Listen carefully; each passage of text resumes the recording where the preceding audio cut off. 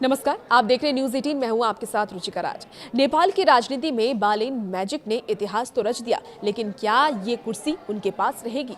ये बड़ा सवाल है। क्या जेनजीज क्या फिर से तख्ता पलट करेंगे? ये एक बड़ा सवाल है और इन्हीं सब सवालों का जवाब इस वीडियो के जरिए आपको हम देने वाले हैं। देखिए, जीत के तुरंत बाद बालेन शाह एक ऐसी कानूनी और कूटनीतिक चक्रव्यूह में फंस गए हैं जिससे निकलना आसान नहीं है।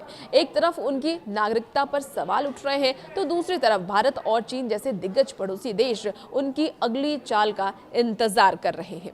क्या बालेन शाह अपनी कुर्सी बचा पाएंगे? चलिए जानते हैं।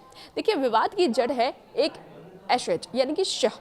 मीडिया रिपोर्ट के मुताबिक साल 2006 में महोत्तरी से जारी उनके मूल नागरिक प्रमाण पत्र में उनका जो सरनेम है वो शाह दर्ज है, लेकिन 2022 में काठमांडू से ली गई प्रतिलिपि में ये शाह हो गया है। आरोप है कि ये बदलाव बिना किसी लीगल प्रोसेस के किया गया। युवराज सफल ने गृह मंत्रालय में शिकायत दर्ज कर इसे सिटीजनशिप एक्ट का उल्लंघन बताया है। यदि आरोप सही पाए गए तो नागरिकता रद्द होने के साथ भारी जुर्माना और जेल भी हो सकती है। जो जानकारी सामने आ रही है, बालेन ने पहले अखंड भारत के जवाब में अपने कार्यालय में ग्रेटर नेपाल का नक्शा लगाकर भारत को नाराज किया था। हालांकि उनकी पढ़ाई भारत में हुई है, लेकिन उनका नेपाल फर्स्ट स्टैंड नई दिल्ली के लिए चिंता का विषय रहा है।